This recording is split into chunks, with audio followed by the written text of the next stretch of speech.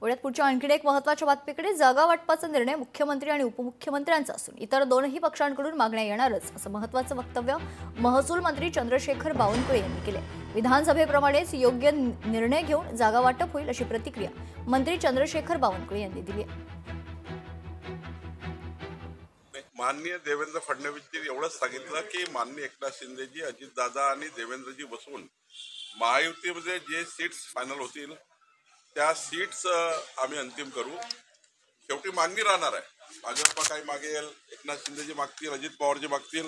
हा आकडा मागणीचा 200-300 होईल. पण शेवटी जेवढ्या सीट आहेत तेवढ्याच लढाव्या लागतील. त्यामुळं तेवढ्याच लढणार आहोत. पण मागणी तर येणारच आहे. महायुतीत जेव्हा आम्ही विधानमंडळाकरता युतीमध्ये बसलो तेव्हा 450 सीटची मागणी झाली, वेगवेगळ्या क्लेम झाले. त्यावर शेवटी 288 सेटल झालं.